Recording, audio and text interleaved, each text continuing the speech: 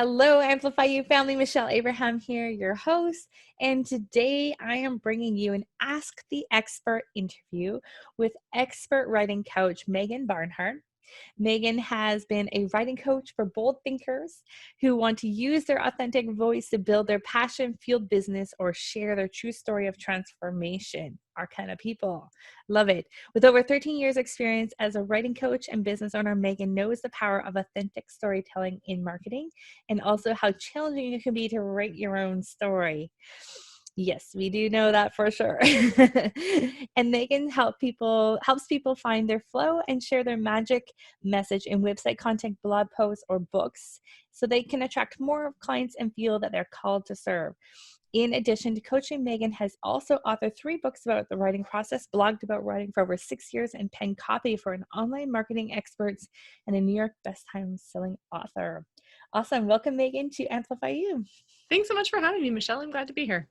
You are welcome. So I'm really excited to talk to you today about the power of words. And, this is something that I think a lot of us struggle with. Well, first of all, I want to ask you a quick question. How did you get started in becoming a writing coach? I started as a teacher. I'm really passionate about learning, teaching people things. And when I was in college, I got fascinated with how all of our brains work differently. I thought I was headed for special education. I did all of this training in how to teach to differently wired brains.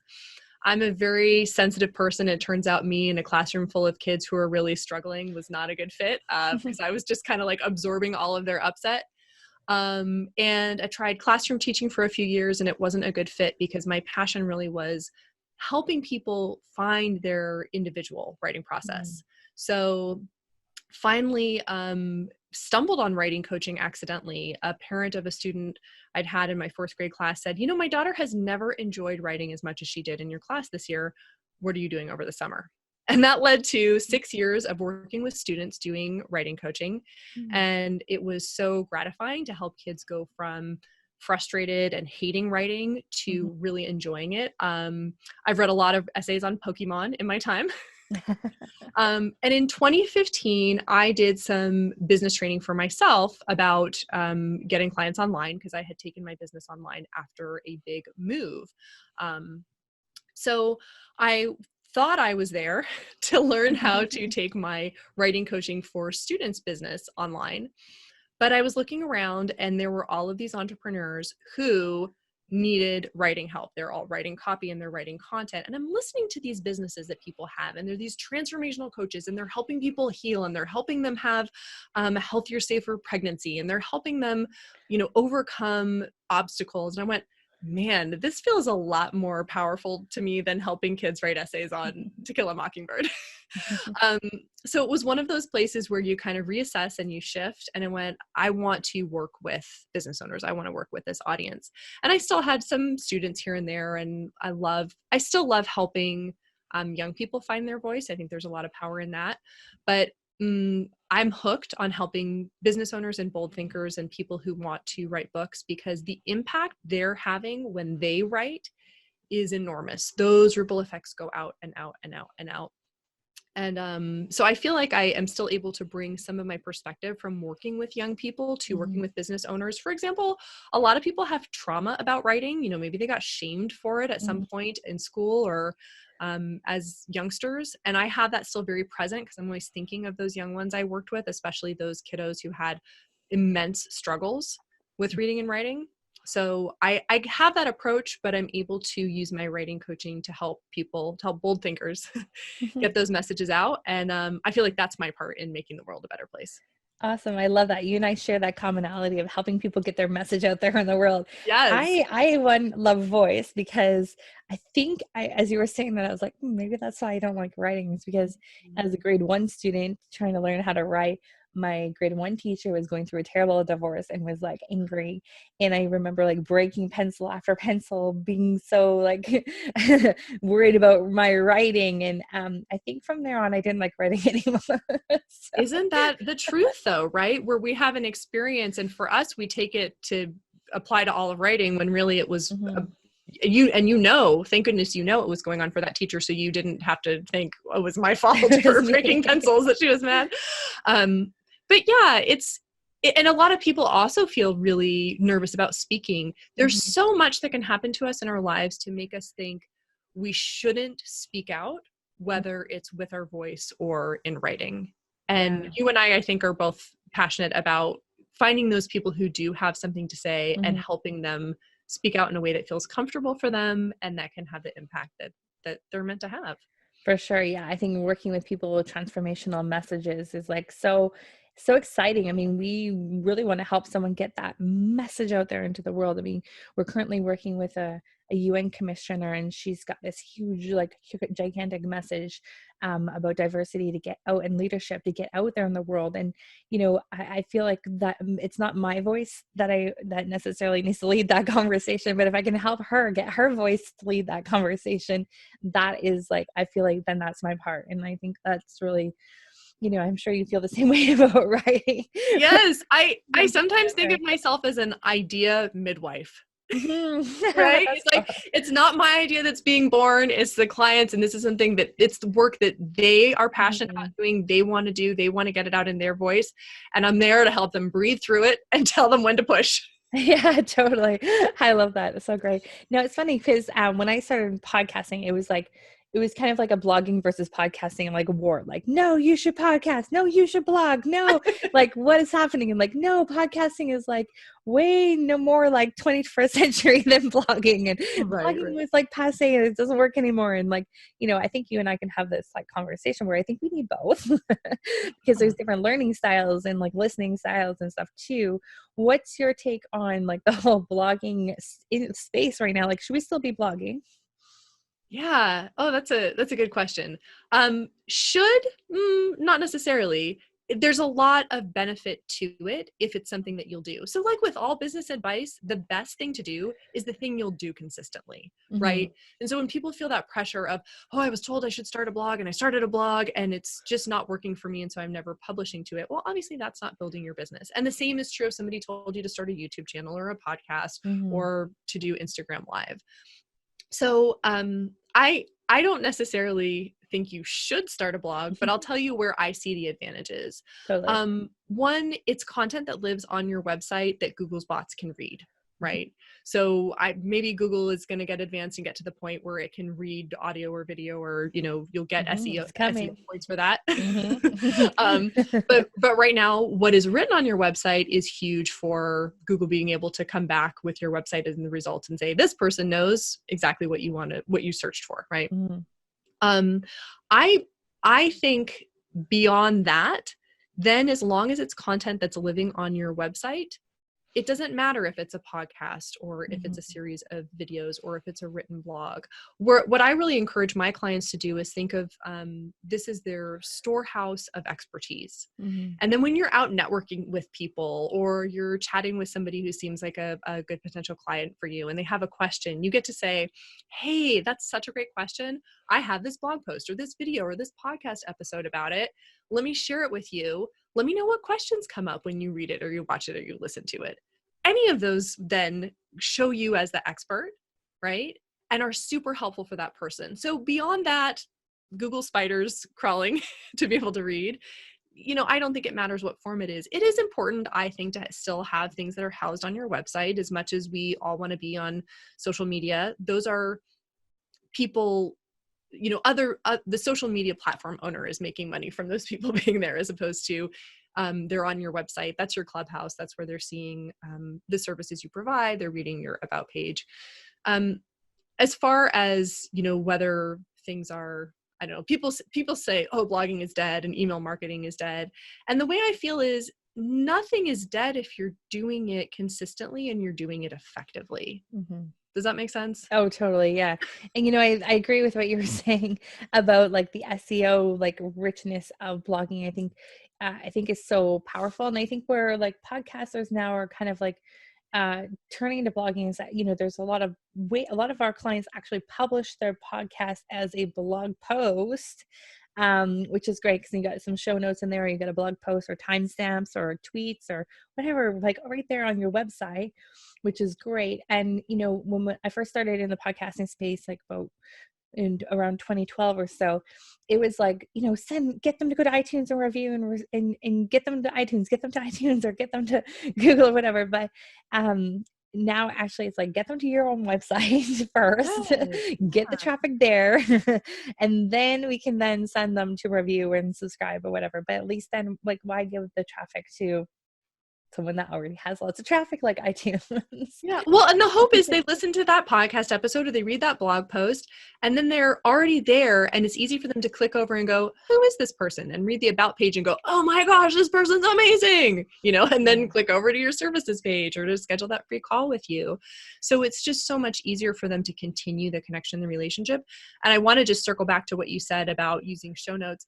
That's in my opinion, the best thing we could be doing is reusing and recycling content, not recycling in the way where you're, taking an article and changing a few words and calling it your own, recycling your own content, reusing it on multiple platforms. So you're not working yourself, you're not working your fingers to the bone, just creating content for your business. You're able to do all the other things business owners need to do. And that content is working for you on different platforms. I listen to podcasts and read blog posts and watch YouTube videos. It depends on whether I'm cooking and I want to have something to listen to, or whether I have time to sit and read, or the day or the topic. There are so many different ways that you can engage with people. So why not take advantage of as many as you'll actually do? You don't have to do all of them, right? But why not take advantage of as many as you'll show up for? Yeah, I love that. And if you can kind of get them all, like, starting with like, so for our clients, like, we encourage them to start, like, do a video podcast, because then you can use the video for something, then you can use the audio for something, then you can use the written for something, right? Like, try to, if you want to be the most concise as possible. And in that way, like, different people aren't going to necessarily recognize your content, the same content in 4 different learning styles. Listening to something and then reading something is 2 different things. So I think that, if people are worried about it being like, oh, I've already done that as a blog post, I can't do that as a podcast now, like, that's totally not relevant. You can definitely do both of those, right? Right. And the blog post you create from the podcast might be very concise. It might be the distillation. These were the 3 tips that our expert gave, or these are the 4 things that, you can go out and do. Whereas with podcasting, you're getting a lot more storytelling. You're hearing people's personalities. They appeal to different senses. Definitely. So I have a question for you, as far as like, excuse me, getting your message out there. When you are working with a client like that, maybe comes to you like, they're a transformational expert, like many of our audience members right now, but they just like, I'm not sure how to get it out there. Like how to convey what I do. Like it seems to be this, Yes. like a lot of them have a lot of trouble like verbalizing what they do. So how do you have anything that can help them with that? Yes, absolutely. And first is I feel their pain. And I think this is a common struggle that I say I work with bold thinkers or big thinkers. There's a common struggle here where you know so much and you want to help so much. And so what ends up happening is a kind of fire hose of information. You're trying to get everything out at once. So the very first step that I actually take clients through is listening to their audience. Because what this does when you're getting your messaging, when you're refining your messaging or maybe building it for the first time, firstly, it takes the pressure off of you to come up with like, what's the brilliant way that I would phrase what I do and how I help people. And 2, it keeps you grounded in what it's important for your audience to hear, because there are so many things we could say about ourselves.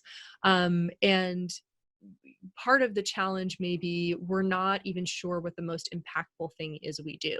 So as a coach, I know I do X, Y, and Z, and I take people through this process. But if you flip it around and you ask your audience, so for example, I take them through activities that are just going back to clients they've worked with previously or clients they're working with currently and asking questions like, what's a result you're getting from our work together, or what's a result you did get from our work together, that grounds them in what's really important to their audience, and it gives them a starting place. So my best advice for working on your messaging is forget about yourself for a while, take the pressure off you, go out and listen to your audience and what they're saying about where they're stuck and what struggles they're having, where they wish they could get to. And then if they are actual clients of yours, you can also add that additional question of what results did they get and what was most helpful for them. But take some time and do some research, not hypothetical ideal client avatar research, not I'm designing this person from scratch and deciding what pizza toppings she likes, but go out and listen to real people and, engage with them and ask what they're actually going through, so that then your messaging can speak to that. So, for example, as somebody who teaches people to podcast, you have so many options, right? Maybe it's people who love speaking, but they don't know how to do the tech of podcasting, or maybe they have an important message, but they're, not sure of their voice. Like, there's so many different ways you could talk about the value of what you do. And until you know what your people really need and want, it all feels, it feels like infinite choices, right? Like, I could say anything. And when you go in and do the legwork and find out where your people are stuck, then you can speak directly to that. So you end up with a message that's not only easier for you to write, but it also is much more resonant with the audience you want to serve. That makes so much sense. So if we're sitting here like thinking about a podcast, we are not sure, like we haven't worked with some of these people yet. So maybe where would we find out these questions? We go on to Facebook groups, or where would you suggest people look for? Yeah, Facebook groups are a great way to do it. This is actually, I have some suggestions too, and I've got a free 5-day mini course called Content That Connects, Nice. And it's at meganbarnhard.com/connect. But I recommend, going into your community. I do a lot of networking in Facebook groups and connecting with people. If you run your own Facebook group, this is a great thing to do. But just doing posts that are around the question you want to know about. So it might be you go into a group and say like, hey, has anybody in here thought of starting a podcast? If you've thought about it but haven't, I'd love to know like what held you back. Just as a human, right? It can just be very, very just doing some research. Very natural, very organic. Yeah, right. Just curious. Simply, just simply ask the question, and you don't even have to give a reason. It's just, I'd love to hear. I'd love to know. Most people are interested in talking about themselves, right? So we want to share our experience. And of course, the way to make that even more successful is if it's a community where you're already engaging. We've all been in those online communities where we've never seen somebody before, and then they come in and kind of pitch, or, a thinly veiled pitch, or do their market research, or whatever it is. And it has, kind of a bad vibe to it. So, engage with people, become part of the community, and ask questions in a genuine way. But I also recommend going back to testimonials from clients you have worked with, and looking at what they said was really powerful. And I also advise my clients to look at any intake forms they're using. That could be an intake form for a program you're running, a service you're offering that's paid, but it could also just be before people hop on the phone or hop on a Zoom, whatever it is, to have a strategy session or a free call with you. Can you ask them a couple of questions just to get some of their language around what their questions are about podcasting? Yeah, that's a great idea. And I know I've suggested to our podcasters, like when they're starting a podcast, to have a Facebook group where you're asking questions to get to know their audience when they go into a Facebook group. Absolutely. As well. That's a great strategy. But yeah, actually asking them when you come on for a strategy session, that's amazing. That's a great suggestion for sure. Yeah, it doesn't have to be a lot. The questions that give you what you need are, what are your biggest questions, challenges, or struggles with X? And then what are your goals around X? If you just ask those two, you kind of have a great start. Yeah. And then you have some content. I know one of our podcasters, Emily Clark, she would ask questions at her podcast called Love Your Anxiety. She would ask people what they're struggling with the most in their anxiety as they came into her Facebook group. And that's how she got all of her podcast content. I'm sure it works for blogging too, all of your blogging content, like all of your writing content. I mean, I think you could probably write a whole book based on some of those answers, Absolutely. right? Yeah, I keep a dump doc. I have a dump doc. And for my free Facebook group, I ask questions about people's struggles and what their goals are. And I just copy and paste from their answers, throw them in a dump doc. I'll put all kinds of stuff in there. I recently led a copy marathon where people were working on tons of copy and I was helping them in the chat. I saved that whole chat and I just pulled a blog post out of it from a question somebody asked, because you go, oh, that's a great question. So I keep a whole dump doc where I just put all those things that come up. That's another great idea. Like if you're doing Yeah. a free training or something and people are asking questions, or like a webinar or Yes. Facebook Live or something. Yeah, those are great ideas. Yeah. And then it's all coming directly from real people. These are the things Mhm. that they want answered. And then when it comes to creating content, some people totally freeze up when they have to write a blog post or come up with a topic for anything. But then you have all of your topics not just there and ready to go, so it's easier, but these are topics that are going to grab people's attention. So they're they're They're tailor good made stuff. Yeah, because they're exactly. from your audience. And then from the point of view of making an impact, Mhm. you're helping so much more than you would be if you're taking topics out of thin air. Why go to that trouble of struggling to come up with something? You're reinventing the wheel, and then you have no idea if anybody even wants that answer. Mm. And I love that too, because then you're not just wondering if people need to answer this, but you're getting the questions from the people that you want to serve. So Yes. it's going to land for them, it's going to resonate. And then like, it's almost like you're actually like kind of what we suggest people do in their first few podcasts is kind of leading people to all the answers that they need to know about you before they start working with you too, right?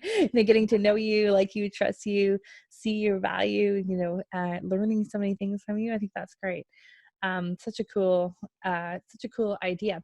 What about for storytelling, Megan? I think this is something that a lot of podcasters struggle with. This is why a lot of us go to the interview style, because Mhm. maybe the weaving or storytelling maybe is a little bit more of a challenging skill. I think. Any suggestions to help people like learn to storytell a little bit better within their writing or within their speaking? Yeah. Um, be a teacher and have to teach literature analysis is what worked for me. No, it's so funny because that is how I came to storytelling. I did the backwards thing, like looking at stories and taking them apart. I would definitely say get a book on just the basics of storytelling. Just familiarize yourself with what's involved in a good story. I like the deep dive. I really like Lisa Cron's book Wired for Story, but that's kind of much more on the heady side of things. And she talks a lot about how our brains are wired for story. We are meant to tell stories. We're meant to listen to stories. They're really We can ingrained in remember us. them better, right? I think they resonate really well with people too. Like people can Yep. relate to a story. Yeah, it's so like human survival, our survival as a species was based on storytelling, because people would tell stories about like, don't go to that part of the forest because you're not coming back, or here's where the good hunting is. But the reason I say that is because a good story is really a formula. I don't know, do you listen to the podcast The Moth? No, but I've heard a lot about it. Yeah. I highly recommend it. It's real Yeah. people telling true stories, and they are all captivating. Now, it might, for some people, it might feel like it sets the bar too high, but I recommend it not from the point of view of you need to emulate it, but Right. just the more you listen to stories and the more you read them, the more you kind of Mhm. start to see that pattern. But it's very Mhm. formulaic, and I can give it to you. It's 6 steps. It's like things were going fine until, Mhm. right, and then I decided I had to, solve some problem. But I kept trying, and things got worse before they got better. Then finally, there was a moment where I had a turning point, or an aha, or I got the tool I needed, or I figured out how to solve the problem. I've solved it, and now here's what I know. Like, Mm. that's every single Well, story you'll thank you for ever, that framework. Great. right? Yeah, that's every story you'll ever read or ever see in a movie. It's just like there are more iterations. It's like there are more along the road. More But obstacles. yeah, but I guess here's the best advice, because these are kind of abstract. So let me get down to brass tacks. Think about the lesson that you want to deliver first. Like, think about the theme first, and then work backwards to go like, okay, well, what would I share? Like, I want to tell people about overcoming this fear, or I want to tell people about, I don't know, overcoming adversity, or whatever kind of change or transformation, and you think of the end first, and then you work backward to figure out where to start. Because that can be a big challenge. People go, I want to tell this story, but where do I start?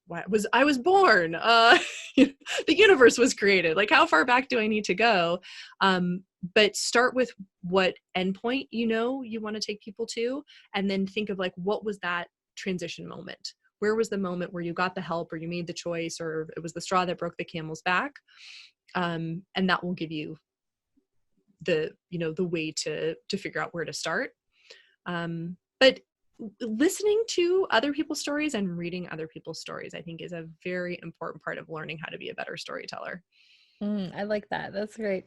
I know I've struggled, like, I speak a lot, and when I get asked to speak and you guys share a bit of your story, I'm always like, well, what story do I tell? But Yes. it really, like, there's so many things that, could go into that story of like the story of like why you're doing what you do today, kind of thing.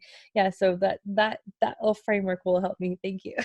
Oh, good. I'm glad. Yeah. You've helped at least one person, Jay. Thank you. No. Yeah. Oh, I'm glad. And there are a lot of stories, and that can sometimes take the pressure off too, where you go, it doesn't have to be the one story. It doesn't have to be like the superhero origin story, It's these little moments that make us who we are. So if you can find what the lesson is, then you can build the story around it, and it can be big or small and still have an impact.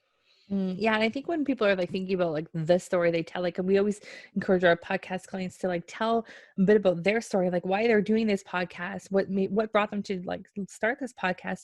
And I think we go like really big, like it has to be like a super big story, like it's got to, like there was an accident or death or like something happened, but that's not always the case. It's some, like you said, it could just be a little moment that there was a lesson there that Yeah. really changed the course of what you were doing, and now you're doing this, like it's kind of it's like hard to pick out those, like which one was going to be the story. Yeah. And it really helps to talk it out with somebody else. We're Mhm. so close to our own lives. Sometimes you'll hear somebody tell a story that is a huge moment, and they'll tell it as if, oh yeah, this was no big deal. It was just the time Mhm. I saved a bus full of children from, you know, Right. from certain doom or something. You're like, whoa. But having somebody to bounce ideas off of, or Mhm. somebody to interview you, I'm sure that you've had episodes of podcasts where just the questions you ask people Mhm. helps their story come out. I know I've done podcast interviews where I went, oh gosh, I've never framed that event in that Mhm. way before. But just because you're talking it out to somebody Mhm. and you're bouncing ideas off of them, it makes a big difference. I'll be honest, a lot of what I do as a writing coach is ask people good questions and then listen. Yeah. I mean, my sessions don't necessarily involve a lot of writing, but it's because that's the first stage of things. You Right. can't write something if you don't have the ideas. Right. If you don't know what you want to write. So Yeah. And I think like as like with everything that we were doing, I think having that coach or having that person there to guide you through those steps, I think is super valuable, because like you said, you're so close to your own story. If you could have someone else listen to your story and then know who you want to impact and then help you kind of bridge the gap of those, I think that would be super powerful. Not only was going to save time, money, stress, headache, failure, like, there's going to be a lot of things that's going to be a huge benefit to that. So I think it's nice for people to know that there's someone like you available to really help people who are struggling to kind of piece that together, whether they're starting a blog or a podcast or a business, or write, we have to write website content when we have yes. website, like how do we kind of put in words what we're doing. So I love what you're doing, Megan. I think that's really valuable. Yeah, thanks. So thank you, Megan, so much for spending this time with us today. I want to be mindful of your time. I know you're a busy lady, and we want to can you say again your website and your free gift for us so that we can make sure everyone goes there? Absolutely. So you can find me at meganbarnhard.com, and you can find the free 5-day mini course Content That Connects at meganbarnhard.com/connect. Awesome.